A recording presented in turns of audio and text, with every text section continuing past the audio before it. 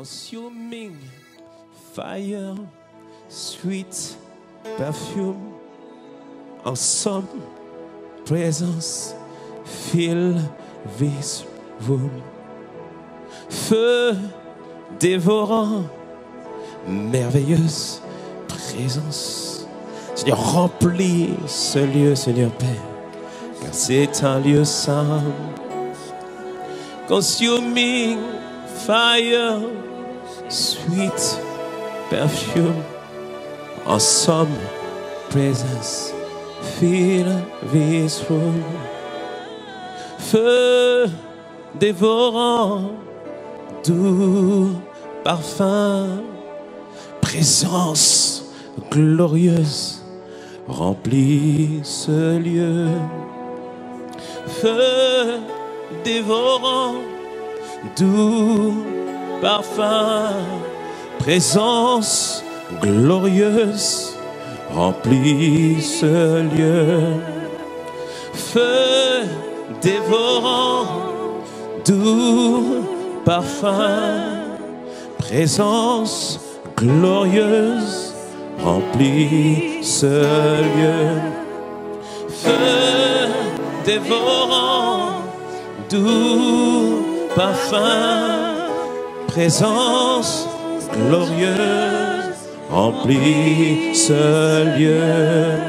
Feu dévorant, doux parfum, présence glorieuse, remplit ce lieu. Disons-le. Feu dévorant, doux parfum, présence glorieuse, remplit ce lieu.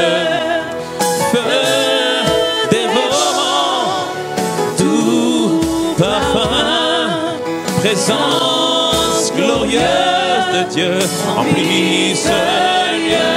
Feu dévorant, doux parfum, présence glorieuse, remplit ce lieu.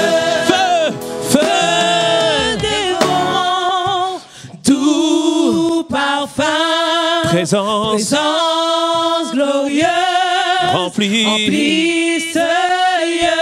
Dis-le. Feu dévorant, doux parfum, présence glorieuse de Dieu, remplit ce lieu. Dis-le avec moi. Feu, doux parfum, présence glorieuse, remplit. Dis-le encore plus fort. Feu, dis-lui un doux parfum, présence glorieuse, remplit ce lieu. Feu, doux parfum, présence glorieuse, remplit ce lieu. Feu, un doux parfum, présence, remplit ce lieu. Feu, feu dévorant, doux parfum, présence glorieuse de Dieu, remplit ma vie, remplit ma vie. Dis-lui feu, dis-lui un doux parfum, présence glorieuse de Dieu, remplit ma vie, remplit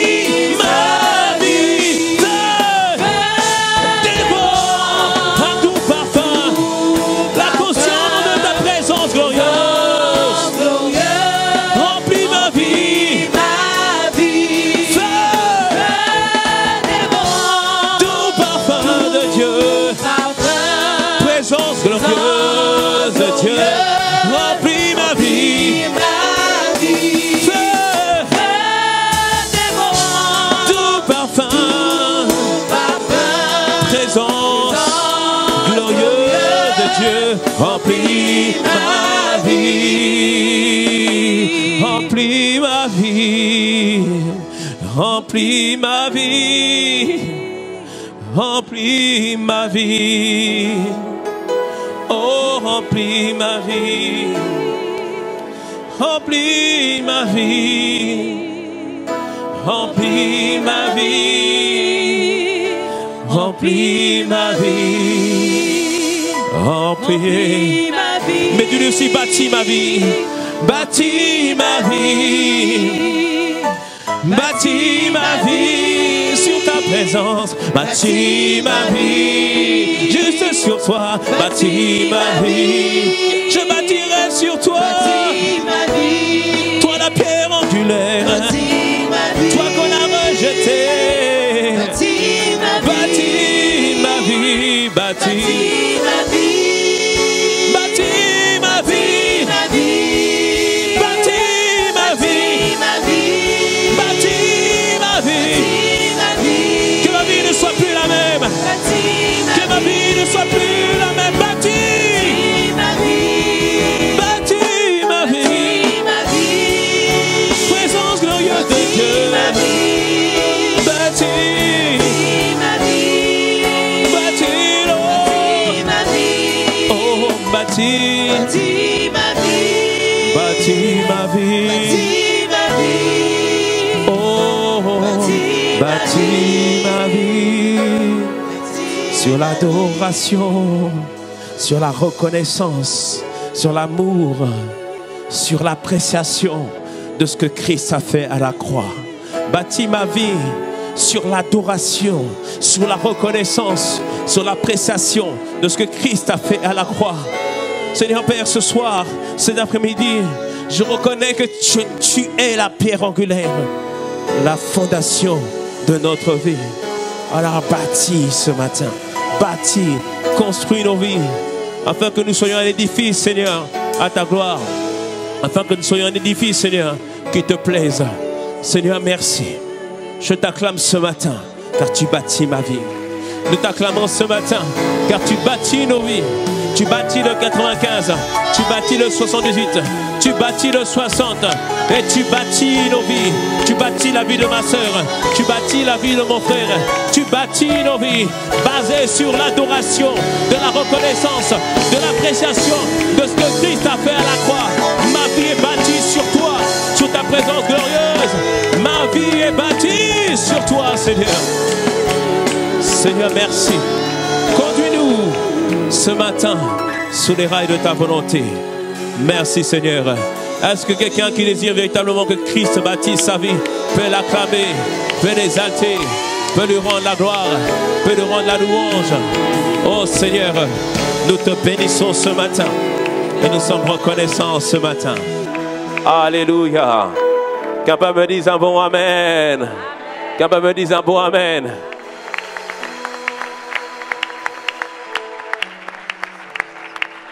Le Seigneur fait du bien à ta vie dans le nom de Jésus. Il fait du bien à ta vie dans le nom puissant de Jésus. Amen. Bienvenue à toutes et bienvenue à tous dans cette présence glorieuse de Dieu. Nous sommes heureux de vous avoir aujourd'hui pour ce moment de culte. Est-ce que tu peux saluer la personne qui se trouve à ta gauche et à ta droite?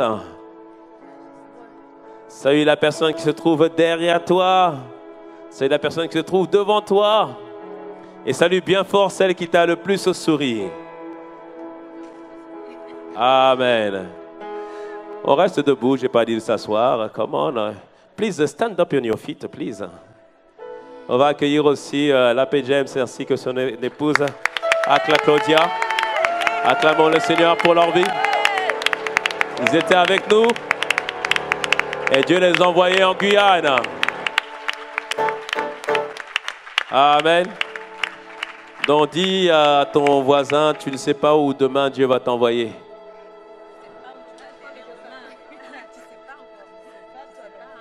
Oui, Guatemala, j'ai entendu Guatemala. Moi je dis Seigneur, Guatemala quand même. Bon. On ira là où tu veux dans le nom de Jésus. Amen, acclamons le Seigneur. Et nous pouvons prendre place maintenant.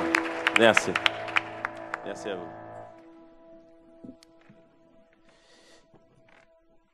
Encore une fois, bienvenue à toutes et bienvenue à tous pour ce moment de culte et pour ces temps ô combien glorieux. On bénit vraiment le Seigneur.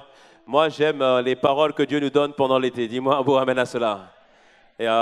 Cet été, le Seigneur, là, depuis la semaine dernière, il nous donne de faire une introspection, de regarder en nous-mêmes, de nous examiner.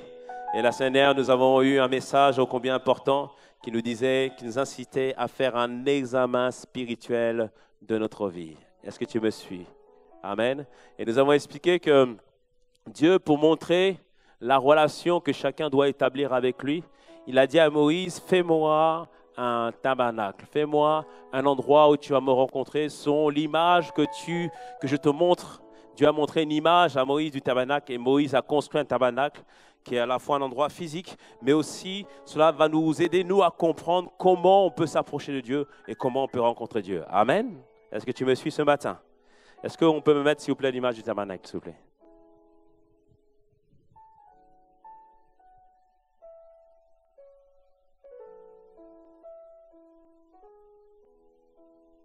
Amen. Donc la semaine dernière, nous avons expliqué que Dieu a montré à Moïse cette image du tabernacle. Le tabernacle, comme tu le vois, c'était, ou soit appelé aussi la tente de la rencontre, parce qu'ici, il y avait une tente qui était plantée au milieu, avec un endroit où il y avait deux compartiments. Donc un premier compartiment où il y avait une table avec des pains, un chandelier d'or, l'autel des parfums, et après il y avait un voile, et il y avait le coffre de l'alliance. Cette partie de la tente comprenait le lieu saint, et le lieu très saint. Et Dieu veut nous montrer que nous tous, nous devons parvenir à être des personnes qui sont au niveau du lieu très saint. Dis-moi un bon amen. Parce qu'au niveau du lieu très saint, là où il y avait l'arche de l'alliance, il y avait des chérubins qui étaient dessinés sur l'alliance. Et c'était au milieu des chérubins que Dieu faisait montrer sa gloire. C'est là que tu entends Dieu te parler et te conduire pleinement. Dis-moi un bon amen. Alléluia. Et je ne sais pas pour toi, mais moi, je veux faire partie des gens qui sont dans le lieu saint et dans le lieu très saint. Dis-moi un bon amen. Pourquoi dans le lieu saint? Parce que dans le lieu saint, il y a la table des pains de proposition, cette table-là, et il y avait le chandelier d'or. C'est la dimension où tu médites la parole de Dieu, et la parole de Dieu n'est plus quelque chose d'inconnu pour toi, parce que le Saint-Esprit, représenté par le chandelier d'or, est là pour te conduire et te donner plein de révélations. Dis-moi un bon amen à cela. Qui veut ça? Moi, je veux ça. Alléluia. Et on a vraiment expliqué que le but pour nous tous, c'est que nous parviennons ici. Là, le terme, c'est être dans l'intimité. Et moi, je suis de ceux qui pensent et qui sont sûrs que l'intimité est possible avec Dieu. L'intimité est possible pour toi dans le nom puissant de Jésus. Amen. Et nous avons expliqué que le tabernacle, c'est un cheminement. Ça commence par la porte ici. Il faut d'abord rentrer dans la porte du salut. Amen. Et après, il y a une première étape qui est l'autel des holocaustes. Aujourd'hui, tu vas comprendre à quoi correspond l'autel des holocaustes. Et la semaine dernière, nous avons pris le temps d'expliquer que nous voulons être dans la dimension où nous recevons des révélations de Dieu, où Dieu nous parle. Mais avant de rentrer dans la tente, on avait vu ensemble qu'il y a la cuve des reins. Donc c'était une cuve faite des reins, et les reins c'est un peu comme le bronze. Il y avait de l'eau dedans et on a expliqué que l'eau, c'est le symbole de la parole qui à la fois nous corrige, mais à la fois nous nettoie entièrement. Dis-moi un bon amen à cela. C'est-à-dire qu'avant de rencontrer Dieu, il faut se nettoyer. Il nous dit que sans la sanctification, nul ne peut voir Dieu. C'est-à-dire qu'il faut marcher droit devant le Seigneur. Il faut se laver par l'eau de la parole. Et nous avons pris ensemble le temps de faire un examen spirituel. Je vais vous donner plusieurs passages avec lesquels on peut faire un examen spirituel. C'est-à-dire qu'on regarde si ces choses sont trouvées dans notre vie. S'ils sont trouvés, alors on demande à Dieu de nous laver et de nous purifier. Dis-moi un bon amen à cela. Et nous avons pris ensemble comme exemple Marc 7, verset 20. Marc 7, verset 20 à 22. On a dit, à partir du verset 21 particulièrement, on dit que, donc verset 20, il dit encore, ce qui sort de l'homme, c'est ce qui souille l'homme. Verset 21, c'est du dedans et du cœur des hommes que sortent les mauvaises pensées, les adultères, les impudicités, les meurtres, les vols, les cupidités, les méchancetés, la fraude, le dérèglement, le regard envieux, la calomnie, l'orgueil, la folie. Que tu ne sois pas trouvé dans tout ça dans le nom de Jésus. Et certains m'ont posé des questions parce qu'il y avait certaines choses qui n'étaient pas claires. Donc prenons-le en version parole vivante, en certains mots qui paraissaient, par exemple la folie. Certains m'ont posé la question, mais est-ce qu'on parle de la maladie de la folie? Mais version parole vivante nous dit plutôt, verset 21, il dit, c'est du cœur des hommes que viennent les mauvaises pensées. 2 points, l'envie de donner libre cours aux instincts sexuels, de voler, de tuer, de commettre des adultères, de dépouiller les autres, de les tromper, de se laisser aller sans pudeur à des actes immoraux, de s'approprier les biens d'autrui, de dire du mal d'eux et de se croire meilleur que tous, bref, de céder à toutes les folies que qu'on soit un cœur déréglé. Là, Dieu précisait, quand il dit que la folie, il ne parle pas de la maladie mentale de la folie, mais il parle du fait qu'à chaque fois, les gens qui cèdent à des actes de folie, c'est-à-dire qu'une pensée vient et tu le fais. Par exemple, les enfants, des fois, ils ont mis la main dans le feu. Tu dis, mais pourquoi tu as mis la main dans le feu? Ah, bah parce que j'ai eu envie. Et Dieu nous dit de faire attention à ce genre de pensées qui viennent et qui nous incitent à faire des actes qui sont de la folie. Que ce soit pas ton partage dans le nom de Jésus. Dis-moi un beau amen. Dis-moi un beau amen à cela. Amen. Donc, pour ceux qui n'ont pas suivi le message, réécoutez, faisons notre examen spirituel. Amen. Et ce matin, nous continuons toujours dans cet examen spirituel. Et ce matin, je voudrais te poser une question. Le titre du message est « Bien-aimé, sur qui ta vie est-elle bâtie ?» Bien-aimé, sur qui ta vie est-elle bâtie? Amen. Et nous allons prendre ensemble Matthieu 7 à partir du verset 13 à 14 et après Matthieu 7 toujours verset 24 à 28 et ensuite on prendra Apocalypse verset 22 à 27. Tu peux nous lire, Gianna? Donc Matthieu 7 verset 13 à 14, après verset 24 à 28 et ensuite Apocalypse 21 verset 22 à 26. Matthieu 7, 13 à 28. Entrez par la porte étroite. En effet, large est la porte, spacieuse et facile est la route qui mène là où l'homme sera irrémédiablement perdu. Nombreux, hélas, sont ceux qui s'y engagent. Mais qu'elle est étroite, la porte qui donne accès à la vie. Qu'il est difficile le sentier qui y mène et qu'ils sont peu nombreux ceux qui les trouvent. À partir du verset 24, c'est pourquoi celui qui entend ce que je viens de vous dire et qui agit en conséquence ressemble à un homme sensé qui a bâti sa maison sur un soubassement rocheux. Qu'il pleuve à verse, que les fleuves débordent, que la tempête souffle avec violence et que tous ces éléments se déchaînent contre cette maison. Elle reste debout, inébranlable, car ses fondations reposent sur le roc. Par contre, celui qui aura écouté mes paroles sans faire ce que je dis ressemble à un homme assez fou pour construire sa maison sur le sable. S'il pleut à verse, si les fleuves débordent, si la tempête souffle avec violence, et si tous ces éléments se déchaînent contre cette maison, voilà qu'elle s'effondre. Il ne reste qu'un grand tas de ruines. Quand Jésus finit de parler, les foules étaient profondément impressionnées par son enseignement. En effet, ses paroles avaient un accent d'autorité tout autre que celle de l'interprète de la loi. Apocalypse 21 maintenant. À partir du verset 10, il me transmet... Apocalypse 21 à partir du verset 22. Ok. Je ne vis aucun temple dans la ville. Son temple, c'est le Seigneur, le Dieu Tout-Puissant, ainsi que l'agneau. La ville n'a besoin ni du soleil, ni de la lune pour l'éclairer, car la gloire de Dieu l'illumine et l'agneau lui tient lieu de lampe. Les peuples marcheront à sa lumière et les rois de la terre viendront lui apporter leur gloire. Tout au long du jour, les portes de la ville resteront ouvertes, car il n'y aura plus de nuit. On y apportera tout ce qui fait la gloire et l'honneur des peuples. Rien d'impur ne pourra y pénétrer. Nul homme qui se livre à des pratiques abominables et aux mensonges n'y entrera. Seuls y auront accès ceux qui sont inscrits dans le livre de vie de l'agneau. Quelqu'un me dise Amen. Ce dernier passage nous parlait de notre demeure finale dans les cieux. Dis-moi un bon Amen. Là-bas, il n'y a ni soleil, ni besoin de lune, ni soleil, car la gloire de Dieu remplit ce lieu. Que ce soit notre destination finale dans le nom de Jésus. Dis-moi un bon Amen à cela.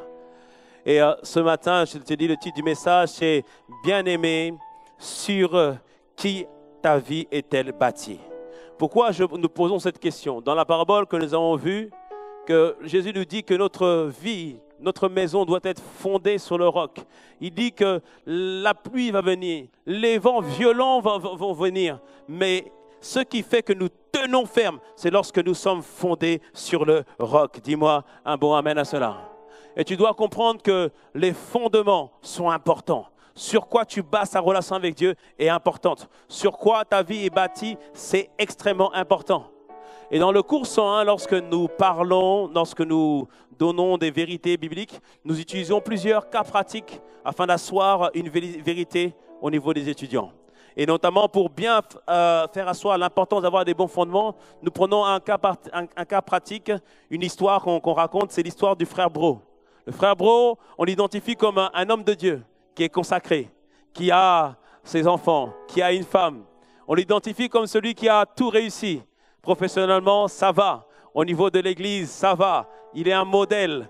On voit son foyer comme étant un foyer exemplaire. Et ce frère Bro, on dit que maintenant, il lui arrive plusieurs difficultés. Premièrement, il était directeur commercial dans une grande entreprise de la place. Et il perd subitement son travail. Dis avec moi, aïe.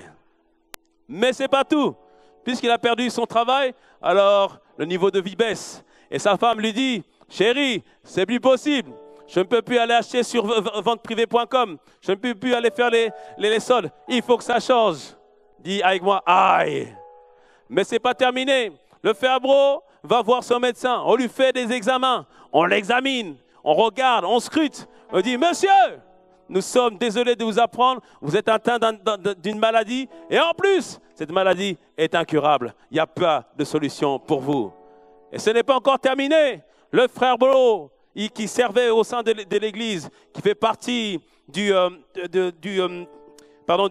conseil de l'équipe dirigeante.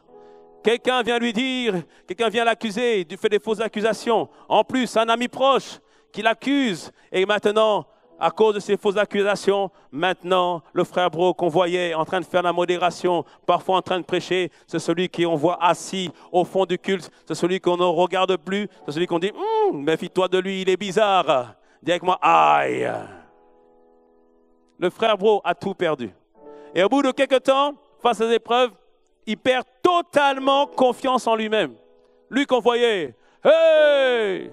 à parler. Y a-t-il des femmes ici? Ouais! Maintenant, on voit, il n'a plus confiance en lui-même.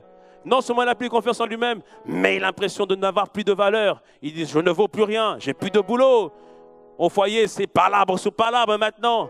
Et en plus, à l'église, je n'ai plus mon poste. Et maintenant, il a l'impression qu'il ne vaut plus rien. Et au fil des mois, il perd aussi son zèle par rapport à Dieu. On ne le voit plus. Avant, on le voyait à la prière. Avant, on le voyait tout le temps à l'église. Maintenant, on ne le voit plus. Parfois, il vient, parfois, il ne vient pas. Quand il veut parler, avant, il parlait de Dieu passionnément. Il n'y a plus cette passion. Il a perdu son zèle par rapport à Dieu. Et il y avait des gens qui l'avaient réussi à ramener à Christ. Ces gens le voyaient comme un modèle. Il dit, je veux être comme le frère Bro. Je veux la passion du frère Bro. Je veux la vie du frère Bro. Mais maintenant, ces personnes qui l'avaient vu progresser et avancer le voient maintenant à terre. Il dit, mais si lui il a été à terre, à quoi ça sert d'avancer avec Jésus? Moi aussi, je décide de ne plus avancer avec Jésus. Je retourne dans le monde. Dis avec moi, aïe. Et voilà, cette histoire n'a l'air de rien, mais cela nous montre que nous devons avoir une vie fondée sur le bon fondement. Pour le frère Bro, sa vie était fondée sur le fait qu'il avait un poste. C'était la preuve qu'il avait réussi. C'était la preuve qu'il avait de la valeur. Sa femme même a été un peu bizarre quand même. Comment tu peux te marier avec une femme quand l'argent est là? Elle est heureuse, elle dit, oh, tu es le meilleur doudou du monde. Mais quand il n'y a plus l'argent, maintenant elle te dit, mais mon gars, c'est quoi cette affaire? Que tu ne maries pas une femme comme ça dans le nom puissant de Jésus. Dis-moi un beau amen. Si tu étais comme ça, ma soeur, tu changes à l'instant même dans le nom puissant de Jésus. Dis-moi un beau amen à cela. Alléluia. Et toute sa valeur est reposée sur ce qu'il faisait et pas sur ce qu'il était. L'édifice de sa vie a été complètement ébranlé une fois que tout lui a été enlevé. Tout lui a été enlevé. Et nous devons tous comprendre et saisir que nous devons avoir les bons fondements. Car pour lui, tout reposait sur la position qu'il avait. Tout reposait sur tout lui réussissait. Et toi, si tout était retiré, si on t'enlevait le poste, si on t'enlevait le travail, si tu n'avais plus rien, même ne serait-ce dans ton compte en banque, comment tu réagirais? Est-ce que tu dirais toujours, j'ai confiance en toi Seigneur? Est-ce que tu viendrais toujours zélé à travailler le Seigneur? Qu'est-ce que tu ferais quand tout le monde est contre toi? Quand il y a beaucoup de fausses accusations? Quand tout le monde te regarde, tu as l'impression que tout le monde est en train de te juger? Est-ce que tu viendrais toujours servir le Seigneur? Est-ce que tu viendrais toujours balayer? Est-ce que tu viendrais faire tout cela? Amen. Sur quoi? Sur qui as-tu bâti ta vie? Et ce matin, je voudrais vraiment que tu puisses comprendre que lorsque Dieu veut t'amener plus loin, t'emmener plus haut, t'emmener plus profond dans ta relation, il va toujours s'assurer que tu as les bons fondements. Et je sais que dans cette saison, Dieu veut nous emmener encore plus loin. Dieu veut nous emmener encore plus profond. Dieu veut nous emmener encore plus glorieux avec lui. Mais il veut s'assurer que nous avons bien les bons fondements. Lorsque Dieu a sorti son peuple d'Égypte, il dit, j'ai pour vous un merveilleux plan. Je vais vous emmener à Canaan, le pays où coule le lait et le miel. Là-bas, vous serez mes témoins de ce que je suis capable de faire.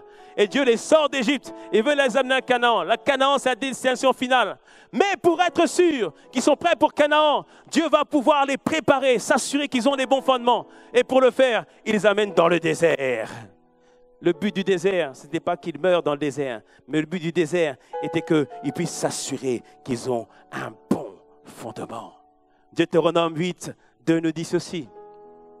Deutéronome 8, verset 2 nous dit, « Souviens-toi de tout le chemin que l'Éternel, ton Dieu, t'a fait faire pendant ces 40 années dans les déserts.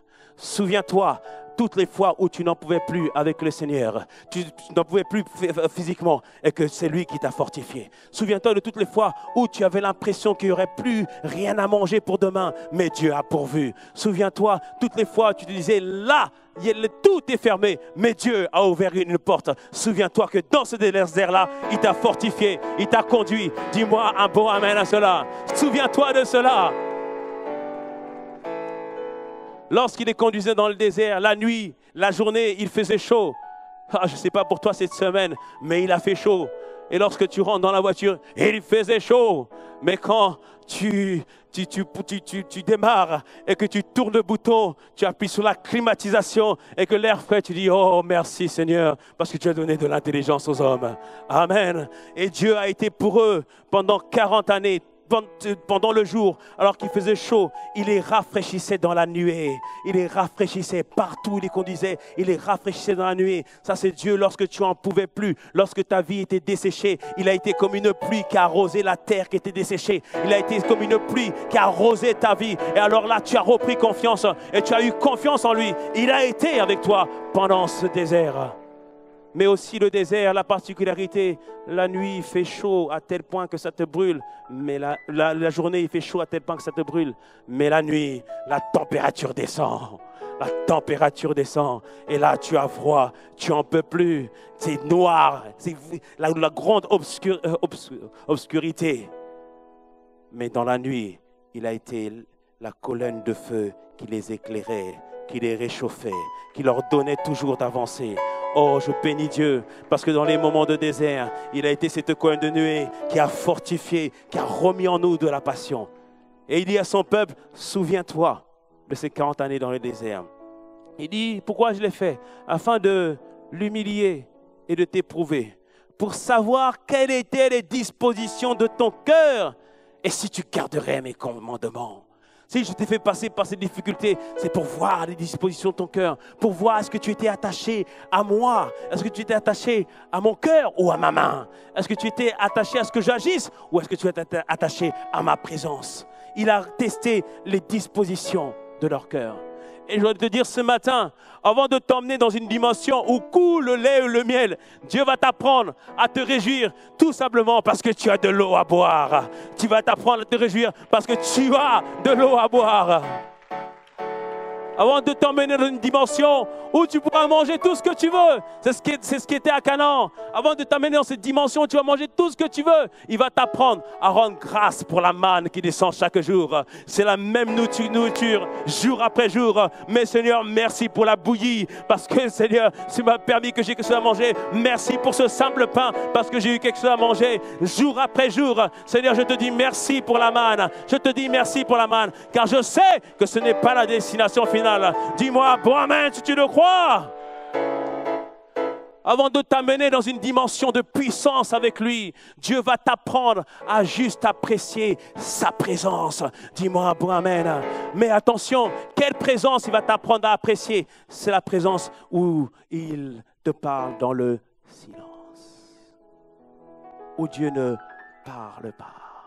Où Dieu semble être lointain. Il a dit à un roi Ézéchias, Dieu ne l'a pas parlé juste pour voir les dispositions de son cœur. Lorsque Dieu ne parle pas, Lorsque Dieu ne te montre pas le chemin, qu'est-ce que tu fais? Est-ce que tu vas t'agiter ou tu vas simplement dire, je m'attends à toi, car tu es tout. Oh, je m'attends à toi, car tu es tout pour moi. Amen. Attends-le, il arrive. Alléluia. Il faut comprendre que Dieu va tester les dispositions de notre cœur. Et souvent, notre attitude montre sur qui, sur quoi nous avons bâti notre vie. On l'a vu avec le frère Bro, dès que tout lui était retiré, dès que sa position lui était retirée, dès que son travail était retiré, alors à ce moment-là, il avait perdu confiance en lui-même. Et encore plus, tout à l'heure, je ne te l'ai pas dit, il se disait au Seigneur, pourquoi m'as-tu abandonné? Pourquoi m'as-tu laissé? Et cette attitude montre qu'il n'était pas basé sur le bon fondement. Et il faut comprendre que la Bible ne cache pas les exemples de personnes qui n'étaient pas bâties sur le bon fondement. Elle nous parle d'un homme qui s'appelait Simon en Acte 8. La Bible nous parle que Philippe, un des apôtres, après la persécution à Jérusalem, ils partirent partout pour répandre la parole. Et Philippe arriva en Samarie et il annonça l'évangile. Et l'annonce de l'évangile était accompagnée de démonstrations de la part de Dieu. Et beaucoup se sont tournés vers le Seigneur. À tel point que aussi Simon le magicien a décidé de se tourner vers le Seigneur. Et la Bible nous dit même en Acte 8 qu'il venait une foule nombreuse pour entendre parler l'évangile. Cela te parle de ton futur dans les prochains jours, où du nord, du sud, de l'est, beaucoup viendront entendre ton témoignage dans le nom de Jésus. Ils te viendront t'entendre parler de l'évangile. Dis-moi un bon amen à cela. Dis-moi un bon amen à cela. Hier, j'étais à un mariage et j'ai parlé avec une fille qui était là. Elle dit, oui, moi, je suis dans une autre religion. J'ai dit, moi, je ne te parle pas d'une religion, je te parle d'une relation. J'ai dit, moi, auparavant, oui aussi, j'étais dans une religion. Mais lorsque j'ai découvert Jésus, le Messie, alors là, ma vie a complètement changé. Et Dieu a semé dans son cœur. Et je sais que Dieu va agir dans son cœur dans le nom puissant de Jésus. Que Dieu t'utilise puissamment afin de parler, afin de témoigner dans le nom de Jésus. Car une foule nombreuse viendra t'écouter dans le nom puissant de Jésus. Dis-moi un bon amen. Et une foule nombreuse est venue écouter Philippe. Et aussi à tel point, Simon, le magicien, lui faisait de la magie. Auparavant, lorsqu'il faisait des tours de magie, tout le monde disait, ça c'est la puissance de Dieu. Mais lorsqu'ils ont entendu Philippe prêcher l'évangile, ils ont dit, voici maintenant la vraie puissance de Dieu. C'est-à-dire rien que la parole, rien que la prédication de l'évangile a démontré la puissance de Dieu. Il vient maintenant un temps dans ta famille, dans cette saison, où les gens, quand ils vont t'entendre parler, ils vont dire, voici maintenant la vraie puissance de Dieu.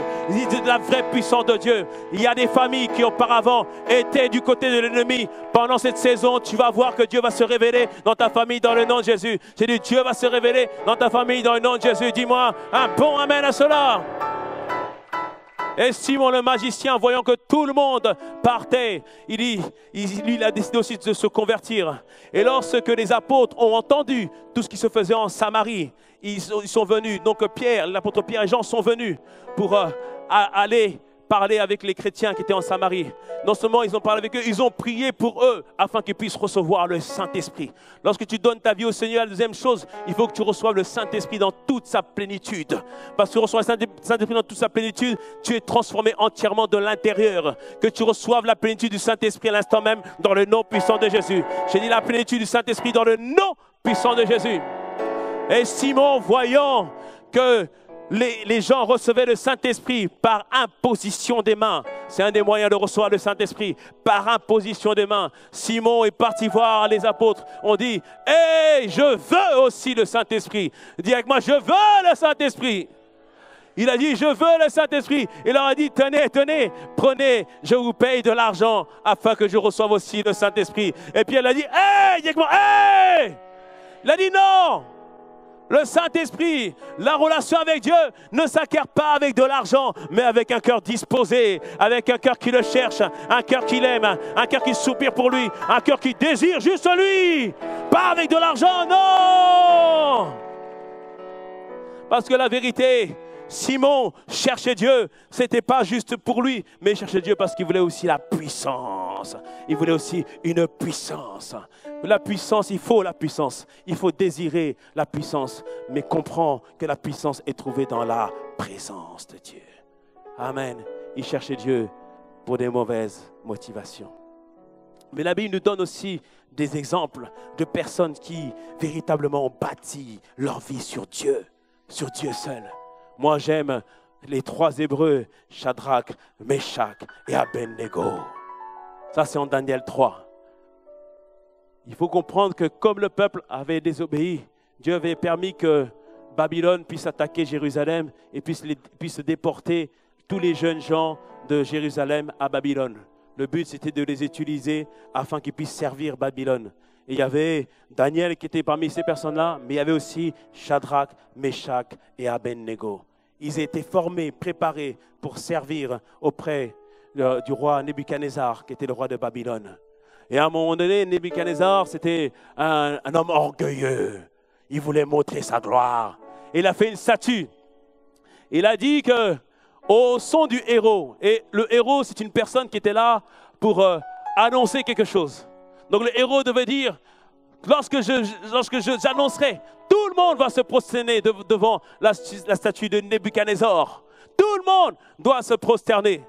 Le héros des temps modernes, ce sont les médias qui nous disent qu'avec Dieu, il est impossible de le faire. Les héros du jour, ce sont les personnes qui se lèvent dans les médias pour dire que Dieu n'existe pas. C'est les personnes qui prennent des livres pour dire que Dieu n'est pas grand. Mais moi, je proclame et déclare que Dieu est grand, que Dieu est puissant, que Dieu existe. Dis-moi un bon amen. Est-ce que quelqu'un peut faire entendre un son, un cri de joie pour faire taire la voix des héros? Les héros, ceux qui font entendre leur voix, mais nous ne nous tairons point, nous parlerons encore plus fort. Donc lorsque les héros disaient, tout le monde se prosterne, tout le monde devait se prosterner. Et donc du coup, ils ont fait la musique, tout le monde se prosterne. Et beaucoup se sont prosternés, mais 3 sont restés debout, Shadrach, Meshach et Abednego. Et le roi dit, hey, c'est quoi cette affaire? On ne vous a pas dit de vous prosterner? Il dit, non, roi, on se prosterne pas. Il dit, quoi? Vous n'êtes pas vous prosterner? Ok, très bien. Faites chauffer la fournaise. Je veux, prosternez-vous, sinon je vous mets dans le feu. Est-ce que vous allez le faire ou pas? Et regarde la réponse de Shadrach et Meshach et Abednego en Daniel 3, 16. La Bible nous dit ceci. Shadrach, Meshach et Abednego répondirent, ô roi Nebuchadnezzar, dans la version Sommer, il n'est pas nécessaire de te répondre sur ce point. Je leur demandais, est-ce que vous allez vous prosterner ou pas? Il dit, il n'y a pas besoin de te répondre. Il n'y a pas besoin.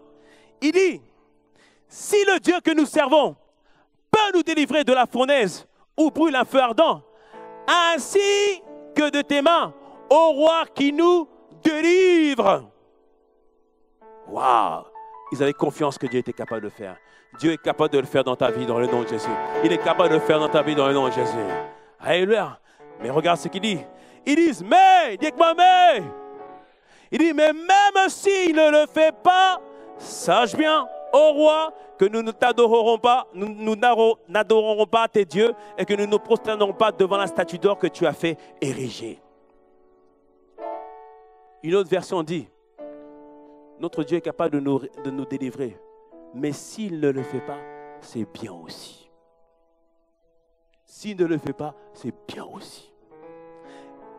Il disait, on est prêt à perdre notre propre vie pour notre Dieu. On est prêt à perdre notre position pour notre Dieu. Cela ne change pas ce que nous sommes, cela ne change pas ce que nous pensons et cela ne change pas ce qu'est Dieu. Nous choisissons de marcher avec le Seigneur. Que tu choisisses de marcher avec le Seigneur dans le nom de Jésus. Peu importe ce que tu vis, choisis de marcher avec le Seigneur. Dis-moi un bon amen. Et le roi Nebuchadnezzar, voyant ça, il dit, ah ah, on va voir. Il dit, chauffez encore plus la fournaise. Chauffez encore plus que d'habitude. Ça, c'est les moments où toute ta vie, c'est tohu-bohu, c'est compliqué partout. Il y a du feu partout, c'est compliqué, c'est compliqué. Et c'était tellement chauffé que on dit que lorsqu'on a jeté Shadrach, Meshach et Abednego, ceux qui voulaient les jeter dans la fournaise, eux-mêmes ont été brûlés. Tellement c'était chaud, tellement c'est compliqué. Oh pasteur, tu ne sais pas par quoi je passe. C'est chaud en ce moment. Pasteur, tu ne sais pas. Oh là là, le feu, c'est compliqué. C'est le feu à la maison. C'est difficile. Mais Isaïe 43 me dit que la mer arrivera, mais elle ne te submergera pas. Elle me dit que le feu viendra, mais il ne te brûlera pas dans le nom de Jésus. Oh, que ce soit ton partage dans le nom de Jésus. Et ils ont pris les Hébreux, ils ont jeté dans la fournaise. Hey, imagine-toi le roi en train de s'asseoir. Oh, hey, Dinam, oh, regardez, on les a eus. Oh, ils se sont moqués de moi. Mais t'as vu ce que je leur ai fait dans la fournaise ardente. Ah ouais, ça c'est fait, fais-moi ces accords-là. Ouais, on est gagné. Mais au bout d'un moment, ils ont regardé, ils ont observé, ils ont dit, mais est-ce qu'ils n'étaient pas trois dans le feu, non? Mais je vois que maintenant, ils sont 4 dans le feu. Je vois que maintenant, ils sont 4 dans le feu. Et je vois que le 4e homme a l'aspect d'un fils de Dieu. Le 4e homme a l'aspect d'un fils de Dieu. Le 4e homme a l'aspect d'un fils de Dieu. Lorsque tu passes par les épreuves, Dieu lui-même intervient pour toi. Il envoie son ange pour te libérer. Il envoie ton ange pour travailler pour toi. Et pour agir pour toi. Hey! Et Nebuchadnezzar voit ça et dit, hé, Shadrach, Meshach, Abednego, venez. Et on voit qu'ils sortent. Et la Bible nous dit qu'ils n'avaient subi aucun dommage. Le feu ne les avait pas touchés. Les feux ne les avaient pas brûlés. Parce que Dieu a été avec eux. Dieu a été leur protection. Dieu les a gardés. Et l'ange de l'Éternel les a arrachés à tout danger. Acclame le Seigneur qui nous arrache à tout danger. Oh! La manière dont tu acclames, ça se voit que tu n'es jamais passé par la fournaise ardente. Ça se voit que tu ne sais pas c'est quoi. Ça se voit que tu ne sais pas c'est quoi. Lorsque tu n'en peux plus. Lorsque tu dis, Seigneur, là, je n'en peux plus. Mais tu dis, mais il m'a tiré de là. Mais il m'a sorti de là. Mais il m'a porté. Gloire soit rendue à son nom. Gloire soit rendue à son nom. Oh, merveilleux Seigneur.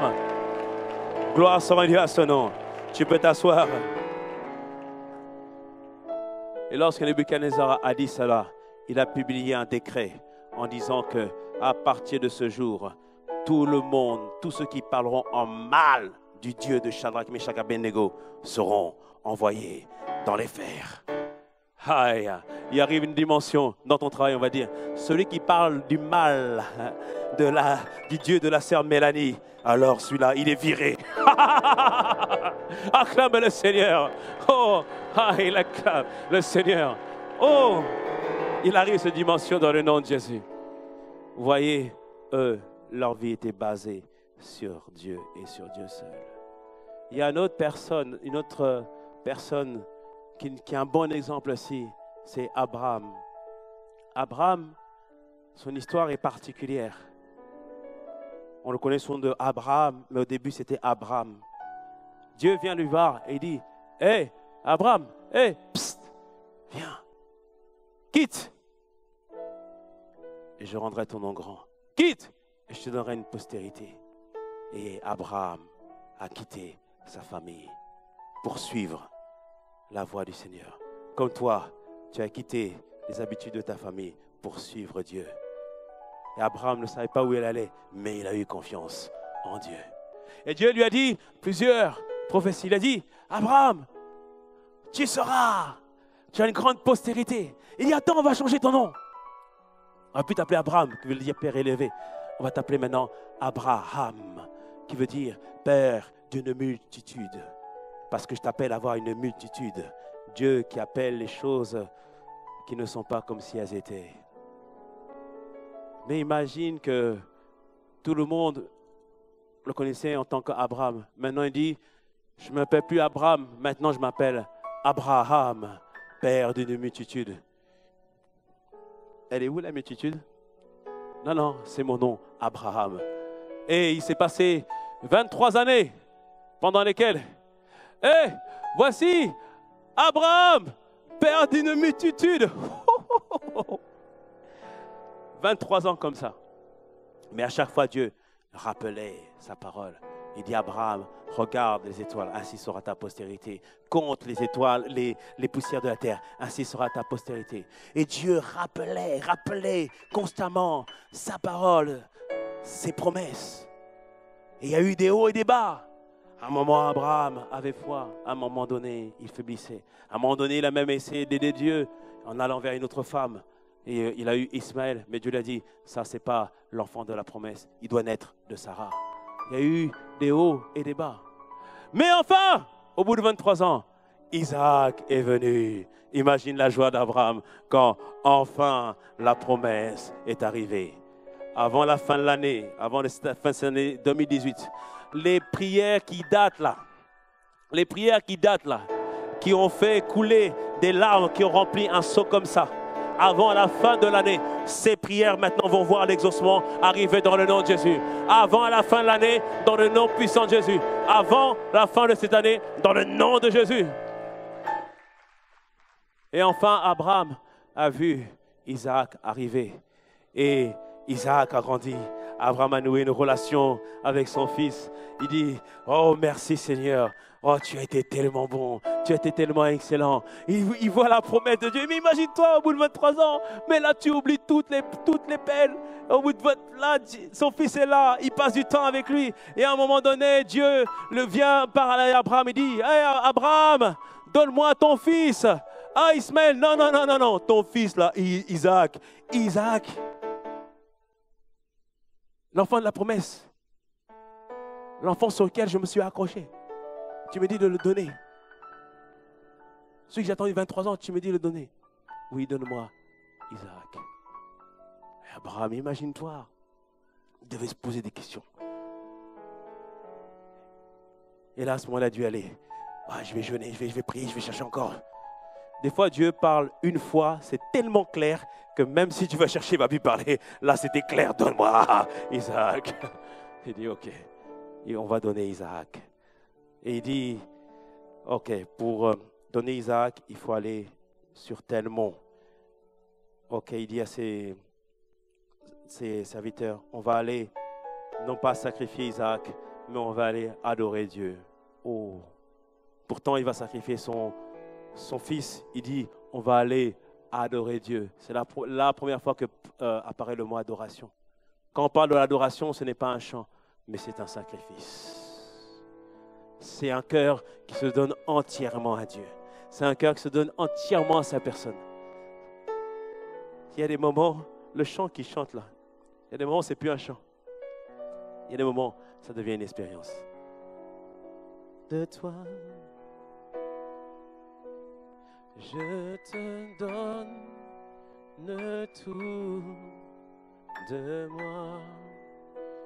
Je me livre à toi, à toi. Oui, je te donne tout, tout, tout, tout, tout de moi. Je me livre à toi. Imagine-le pendant 3 jours, en train de marcher, en train de regarder son fils. Seigneur, je te donne tout, Il y a des moments avec Dieu. Le poste qu'il t'a donné, il te dit laisse, donne-le-moi, laisse, quitte. Tout ce qu'il t'a donné, il te dit laisse, maintenant, on va passer à une autre étape. Et la Bible nous dit que Abraham amena son fils. Et son fils lui dit, mais père, tu as dit qu'on va aller faire ce qu'il avait dit, on va adorer Dieu. Il savait qu'adorer Dieu, c'était offrir un sacrifice, il savait. Il dit, mais elle est où la bête?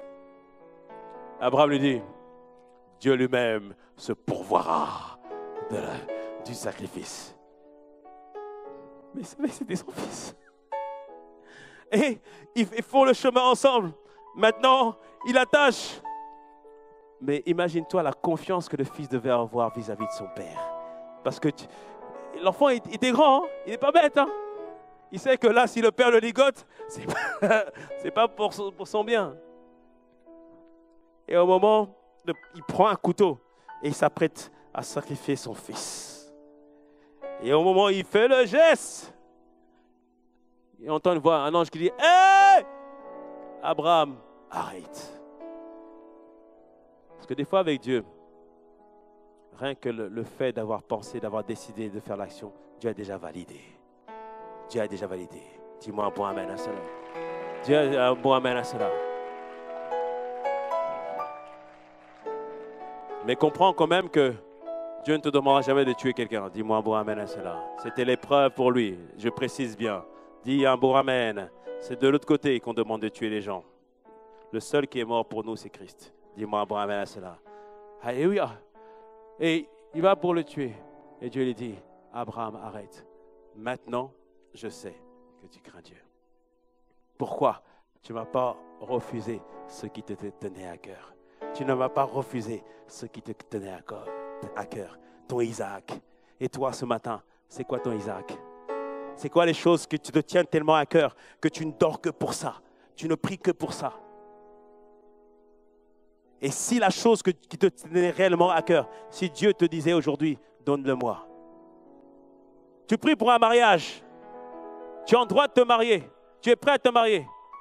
Qu'est-ce qui se passerait si jamais tu ne te mariais? Tu dirais quoi? Tu es marié, tu pries pour des enfants. Qu'est-ce qui se passerait si tu n'avais jamais d'enfants? Tu as un bon poste, tu pries pour avoir un poste. Qu'est-ce qui se passerait si tu n'aurais jamais ce poste-là? Quelle serait ton attitude? C'est là, dans ces moments, Dieu nous dit que notre vie ne doit être fondée sur ce que lui nous donne, mais sur ce qu'il est. Parce que le travail va passer, le mariage va passer, la santé va passer, toutes ces choses vont passer, les enfants vont passer, toutes ces choses vont passer. Lui seul demeure éternellement. Dis-moi un bon amen à cela. Lui seul demeure éternellement. Sur qui as-tu bâti ta vie? Sur qui as-tu bâti ta vie? Et pourquoi Abraham a fait ça? Pourquoi il était capable de sacrifier son fils? Regarde Hébreux 11, versets 17 à 19. Il nous dit que, Hébreux 11, verset 19, nous dit que c'est par la foi qu'Abraham offrit Isaac. Lorsqu'il fut mis à l'épreuve et qu'il offrit son fils unique, lui qui avait reçu les promesses. Et à qui il avait été dit, Isaac sera nommé pour toi une postérité. Il pensait que Dieu est puissant. Dis avec moi, Dieu est puissant. Vous savez qu'Abraham savait que Dieu est puissant. Il dit puissant pourquoi? Il dit, même pour ressusciter les morts, aussi le recouvra-t-il par une sorte de résurrection.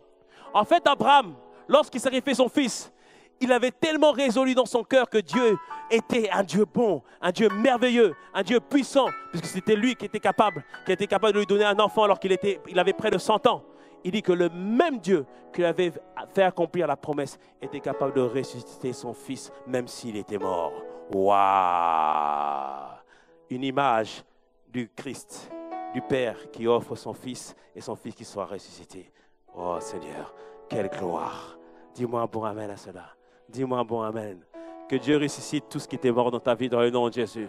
Quel que soit le domaine, que Dieu ressuscite tout ce qui était mort dans ta vie dans le nom de Jésus. Dis-moi un bon amen à cela. Alléluia. Tu comprends maintenant que ta vie doit être fondée sur le bon fondement.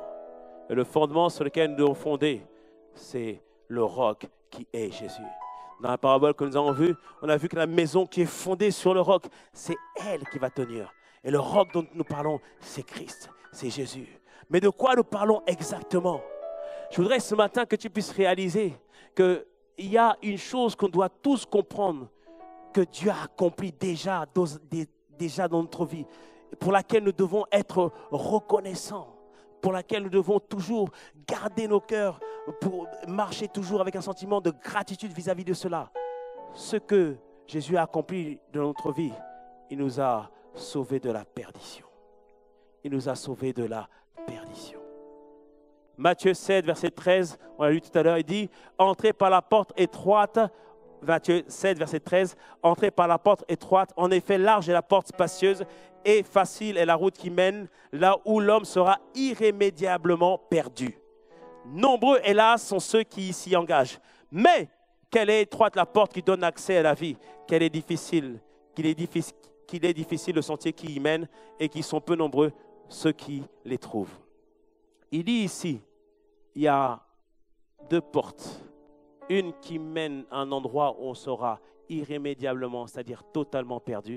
Et il y a une autre porte qui mène à la vie. Il te dit que après cette vie, il y a deux possibilités. Soit tu passes ton éternité auprès de Dieu, soit tu passes ton éternité en enfer loin de Dieu. Est-ce que tu me suis ce matin? Amen. Et nous devons tous comprendre et saisir que la première chose que Jésus a accomplie en allant à la croix de Golgotha, c'est nous préserver d'aller à la perdition. Dis-moi un bon amen à cela. Jésus a été châtié afin que nous puissions bénéficier du pardon de Dieu. Jésus a été rejeté afin que nous puissions être acceptés de Dieu. Jésus a été condamné afin que nous puissions être justifiés. Jésus a été fait péché afin qu'en lui, nous soyons justice de Dieu. À cause de la désobéissance de Adam, il fallait un acte de réparation. Et l'acte était tel qu'il fallait un grand prix. Et le grand prix, c'était le sang de Jésus. Le sang de Jésus. Amen. Est-ce que tu réalises ce matin que Jésus t'a sauvé de la perdition? Est-ce que tu les réalises ce matin? Amen. Et Jésus n'a pas caché ces choses au sujet de l'enfer. Dans plusieurs passages, Jésus nous parle de l'enfer. Justement, prenons ensemble Luc 16.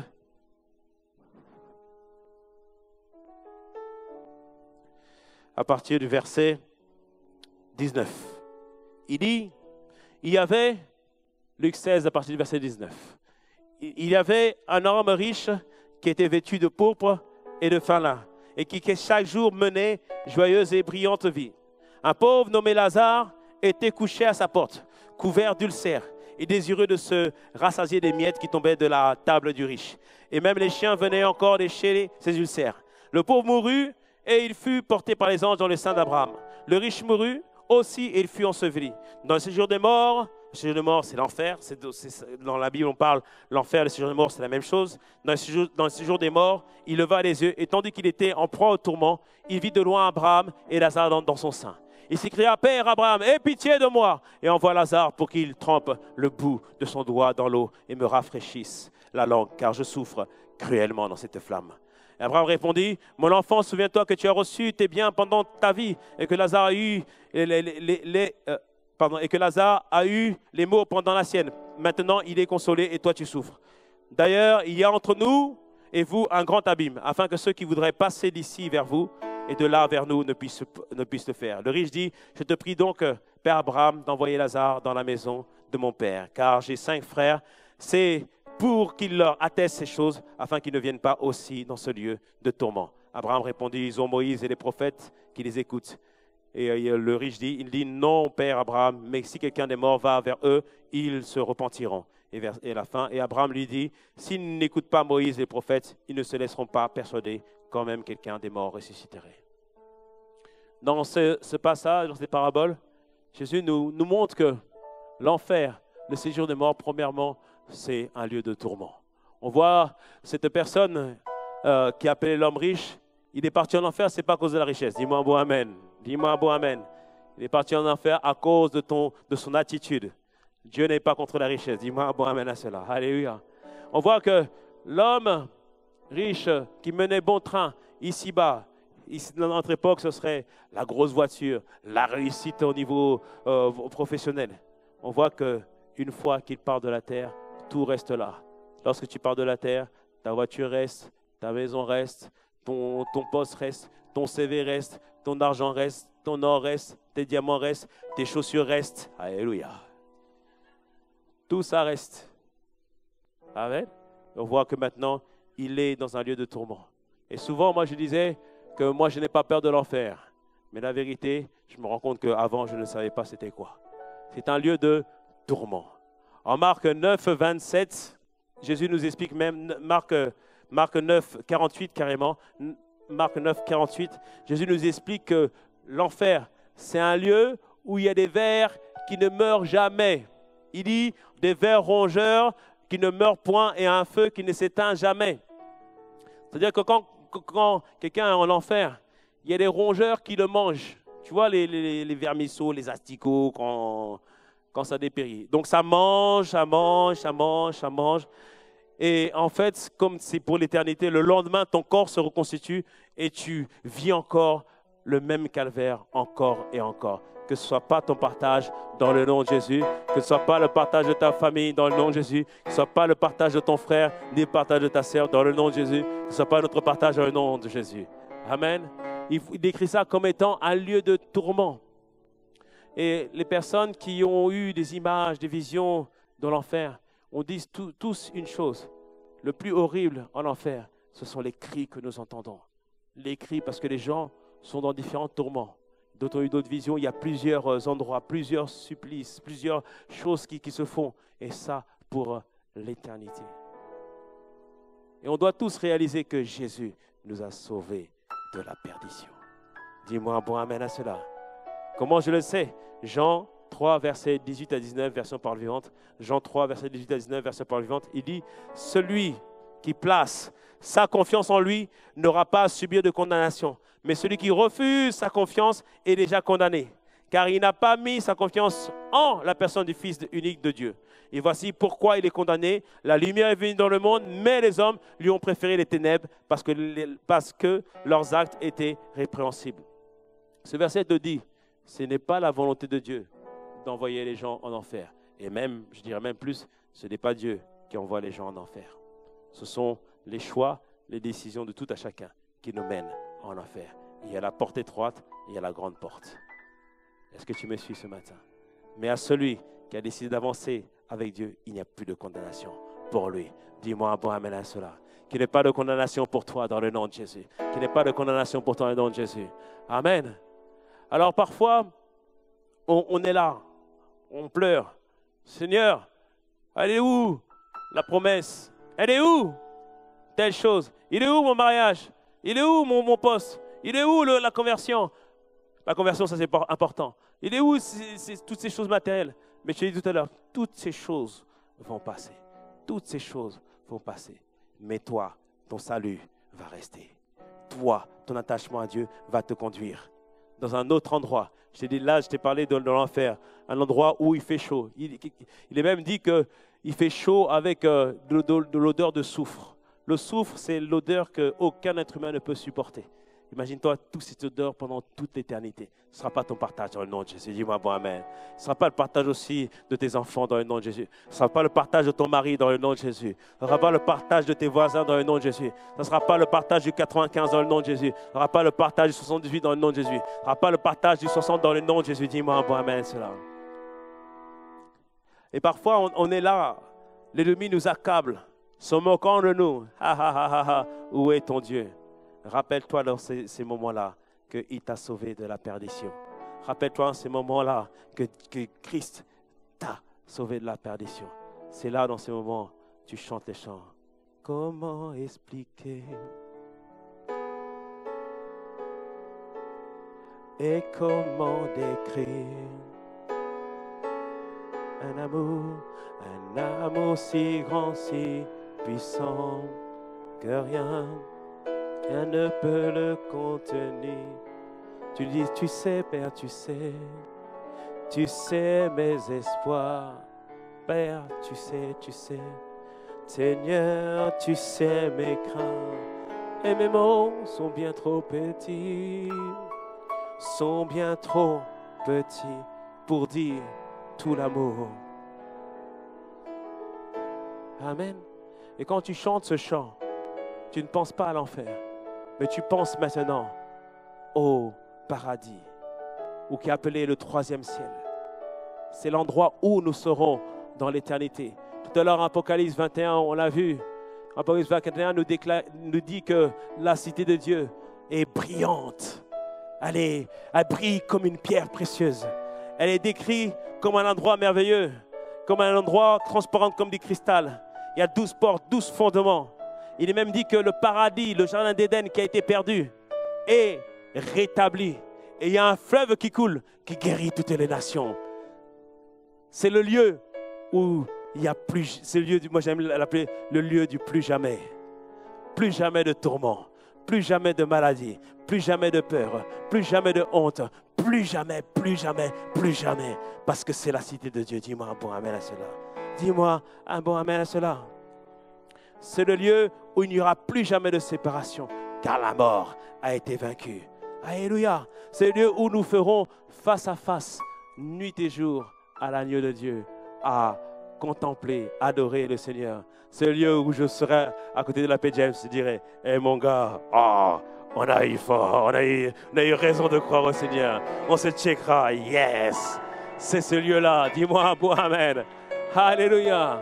Que Dieu nous accorde d'aller jusqu'au bout dans le nom de Jésus. C'est le lieu où ma prière, c'est que nous soyons tous nombreux à nous rassembler, à chanter le sang de l'agneau. C'est le lieu où on s'assera nous tous et on verra. Voici ce que ICC Cergy a accompli dans le 95, dans le 78, dans le 60. Et nous tous, on dira, yes, yes. Dis-moi un bon amen à cela. Dis-moi un bon amen. C'est le lieu où il y aura des distributions des couronnes. D'autres parce que vous êtes juste accrochés. Vous avez cru au Seigneur. Il dira, reçois une couronne. Tu recevras la couronne de justice, la couronne de gloire dans le nom puissant de Jésus. Dis-moi un bon amen. C'est là-bas qu'on va finir dans le nom de Jésus. Dis-moi un bon amen. Alors, dans tes moments de prière, rappelle-toi toujours que Christ t'a sauvé de la perdition. Et quand ton fondement, c'est Christ, serait-ce la disette, serait-ce la persécution, serait-ce l'abondance, serait-ce la profusion, serait-ce toutes sortes de choses, rien ne me séparera de l'amour de Dieu manifesté en notre bien-aimé Jésus-Christ. Dis-moi un bon amen. Dis-moi un bon amen. Que rien ne te sépare de Dieu dans le nom de Jésus. Que ta vie soit bâtie sur Christ dans le nom de Jésus. Que ta vie soit bâtie sur l'assurance du salut. La première chose qu'il a faite. Et lorsqu'il fait le salut, tout le reste arrivera. Alléluia. Dis-moi un bon amen à cela. Tu dois comprendre aussi pour terminer que le plus grand miracle que Dieu a fait, c'est le salut. Le plus grand miracle que Dieu a fait, c'est le salut. Si tu es sauvé aujourd'hui, sache que tu as vu l'accomplissement du plus grand miracle. Donc, puisque c'est le plus grand, tout le reste sera donné par-dessus. Tout le reste sera donné par-dessus dans le nom de Jésus. Que ce soit ton partage dans le nom de Jésus. Que ce soit ton partage dans le nom de Jésus. Que ce soit mon partage dans le nom de Jésus. Acclame bien fort le Seigneur. Acclame bien fort le Seigneur. Acclame bien fort le Seigneur. Waouh! Oh, merci Seigneur. Inclinons juste la tête. Ce matin, tu es venu, tu as écouté cette parole. Et je ne voudrais pas laisser le micro sans donner l'opportunité à quelqu'un de faire ce pas vers Jésus. Il dit, large est la porte qui conduit à la perdition, mais étroite la porte qui conduit à la vie. Et cette porte, c'est Jésus. Et ce matin, je voudrais donner l'opportunité à quelqu'un de faire ce pas vers Jésus. Pour faire ce pas vers Jésus, c'est très simple. C'est là où tu te trouves, lève simplement la main si tu veux te reconnecter avec le Seigneur Jésus. Si tu veux avoir une nouvelle vie avec lui. C'est une nouvelle vie qui commence dès maintenant et elle se poursuivra vers l'éternité. Non seulement tu as une bonne vie ici-bas sur la terre, mais il te conduit encore plus dans l'éternité. Si quelqu'un désire ce matin faire ce pas vers Jésus, lève simplement la main là où tu te trouves. Si quelqu'un désire se connecter avec Jésus, amen. Je vois une main qui est levée là-bas. Je vois une deuxième main. Alléluia. Je vois une troisième main. Je sais qu'il y en a encore d'autres personnes. Si tu veux te connecter avec le Seigneur, viens maintenant. Viens maintenant. Alléluia. Je voudrais inviter les personnes qui ont levé la main à se lever, à venir devant. On veut prier avec vous. Faites ce pas de fois de plus. On veut prier avec vous. On rencontre Jésus par une prière. Est-ce qu'on peut acclamer le Seigneur et les encourager? Venez devant, venez devant. Acclamez le Seigneur pour eux. Par ici mon frère. Venez devant. Acclamons le Seigneur. Acclamons le Seigneur.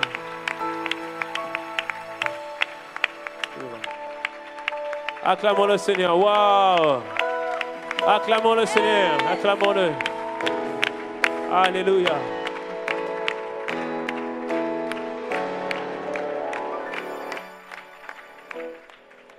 Waouh.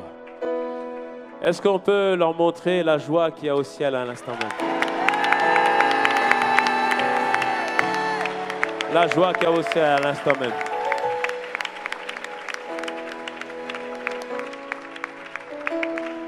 La Bible nous explique que lorsque nous donnons notre vie au Seigneur, notre nom est inscrit dans les livres de vie. Je ne l'ai pas abordé dans le passage ici. Vous lirez tous à la maison Apocalypse 20 et Apocalypse 21. Et la Bible nous parle d'un livre de vie, Apocalypse 20.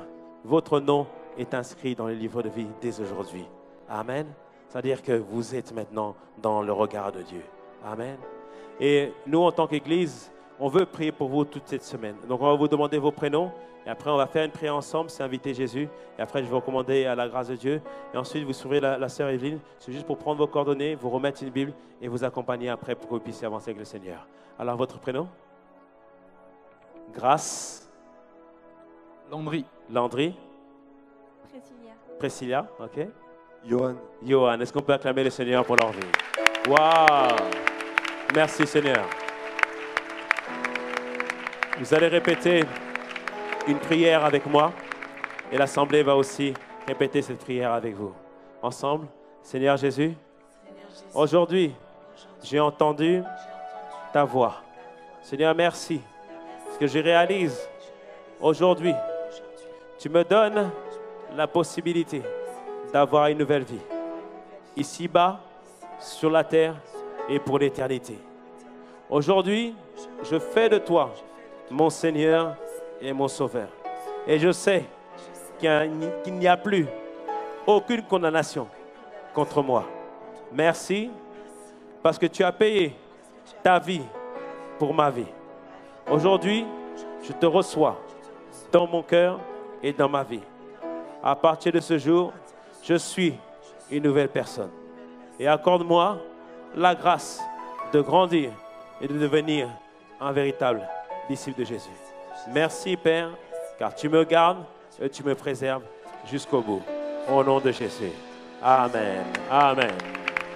Amen. Je prie maintenant pour vous, pour commander à la grâce de Dieu. Seigneur, nous te bénissons encore. Merci pour nos frères et nos sœurs qui ont fait ce pas. Et Seigneur, je sais qu'à l'instant même, leur nom est inscrit dans le livre de vie. À l'instant même, tu les as transportés du royaume des ténèbres vers ton admirable lumière. Tous ceux qui viennent à toi, tu ne rejettes personne, mais tu prends soin et tu gardes. Seigneur, merci encore pour tout ce que tu vas faire dans leur vie. Accorde-leur la grâce de devenir des véritables disciples de Christ. Et nous, en tant qu'Église, accorde-nous de prier pour eux et de faire en sorte, Seigneur Père, que nous puissions leur apporter toute l'aide dont ils ont besoin. Seigneur, merci encore, car aujourd'hui est le jour du salut pour eux. Tu les gardes, tu les préserves.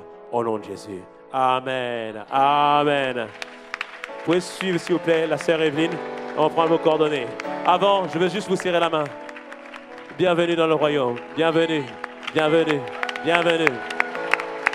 Montre-leur, montre-leur. Montre-leur la joie qu'il y a au ciel.